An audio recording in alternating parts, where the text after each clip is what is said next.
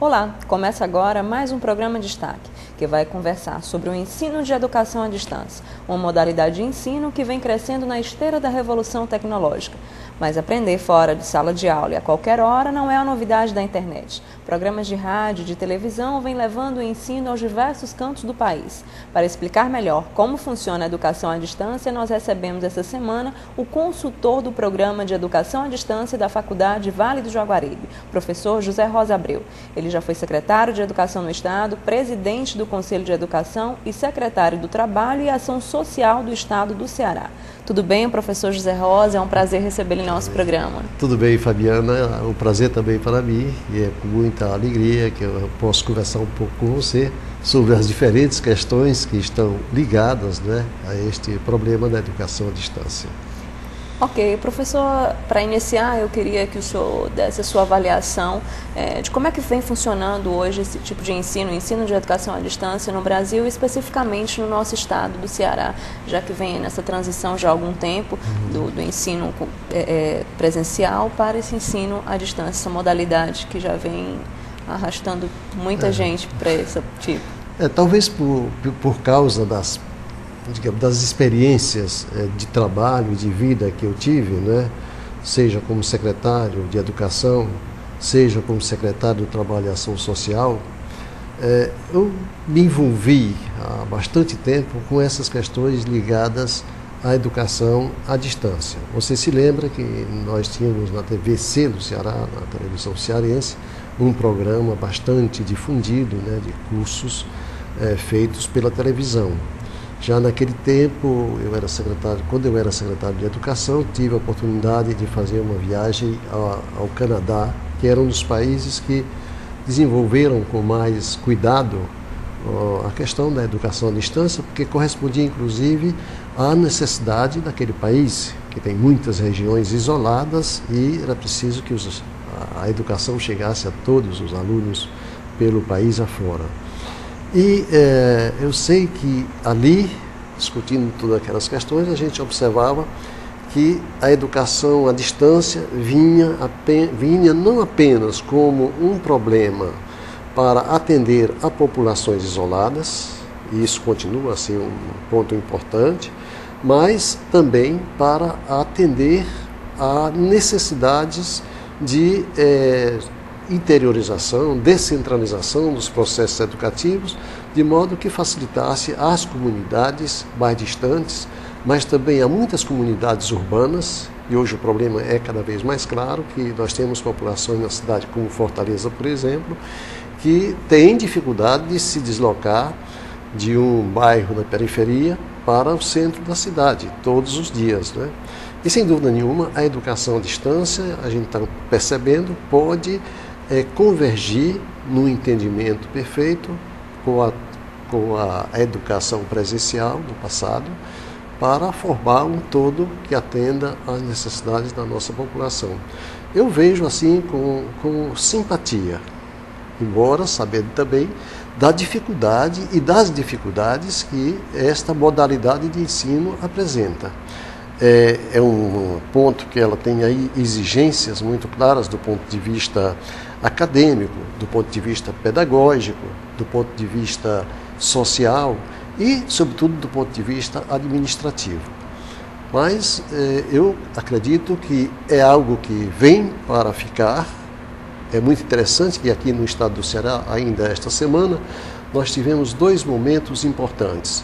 Um, que foi justamente o encontro de presidentes de Conselho de Educação dos estados, e outro foi a visita do ministro Mangabeira Unger, que vem um pouco como um missionário, distribuindo uma série de reflexões sobre a necessidade de um grande projeto para o Nordeste. O Nordeste visto não como um fato isolado da realidade brasileira, mas como uma parte importante do nosso país e que a situação do Nordeste deve ser considerada como um problema de interesse para o Brasil, integrado realmente aos processos de desenvolvimento do Brasil. E bem, nesses dois momentos, tanto no encontro dos presidentes de Conselho de Educação, como nessa visita do ministro Mangabeira Unger, foi dado tempo de reflexão para a questão da educação à distância, que aparece aí como algo de fundamental importância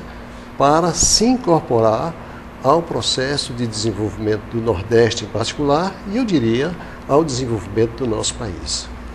Quais são, o que é que o senhor aponta como vantagem, como desvantagem? Porque, como o senhor falou, existem problemas sociais, esse acesso, no caso da periferia, como é que eles têm acesso, já que é pela internet, essa educação à distância?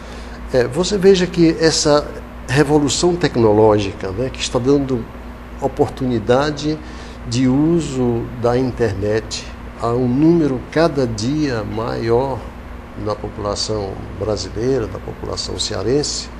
Eu lhe digo com franqueza que há 5 anos atrás chegava numa sala de aula de alguns programas descentralizados e perguntava quanto daqueles jovens dispunham, por exemplo, de acesso à internet. Eram poucos, eram muito poucos. E eu vi que a cada semestre, a cada ano, o número cresce enormemente e hoje é muito raro você, em uma sala de aula dessas descentralizadas, seja em Fortaleza, seja no interior do estado, você perguntar a alguém se tem ou não acesso à internet e quase sempre a resposta é positiva. Quer dizer, que a internet está chegando. Eu vi, por exemplo, na implantação de um programa da Faculdade Vale do Jaguaribe, em cidades como Jaguaribe e como Tianguá, por exemplo, onde a internet banda larga chegava com bastante dificuldade. Hoje, em poucos meses, foi feito um grande esforço local e já a internet banda larga chega com toda facilidade. Então a gente sente que isso está penetrando a própria, se tornando competência das pessoas e essa dificuldade está sendo superada. Mas, obviamente, é uma novidade, de certo modo, muita coisa precisa ser feita do ponto de vista, eu repetiria, do ponto de vista acadêmico, do ponto de vista pedagógico, do ponto de vista social, realmente, porque há que encontrar algumas facilidades para que isso se dê, e do ponto de vista administrativo, gerencial, como é que isso pode se operacionalizar. Eu não diria que todos os problemas estejam resolvidos, longe de mim dizer isso, acho que é muito caminho a ser percorrido, mas acredito que se está caminhando, né, nessa direção, na medida em que nós entendermos melhor qual é a relação entre a dimensão pedagógica da educação presencial e entendermos a contribuição que a educação à distância oferece à educação tradicional e que aqueles grandes valores da pedagogia tradicional também trazem para um trabalho de educação à distância e a gente conseguir fazer convergir essas duas dimensões, eu acredito que o crescimento será bastante significativo e não haverá um retorno a esse respeito. O senhor acredita que exista algum tipo...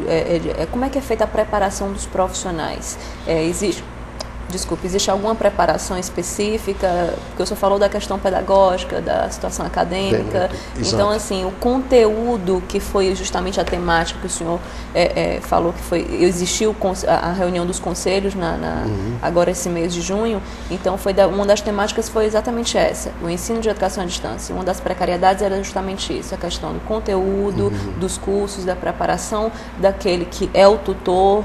Como é que anda, como é que o senhor analisa essa questão? Eu diria que, antes de mais nada, devemos louvar a atitude do Ministério da Educação, que tem sido bastante rigoroso no tratamento que dá à avaliação das condições que são oferecidas pelos cursos que querem se instalar. Praticamente são as mesmas exigências que se faz para um curso presencial.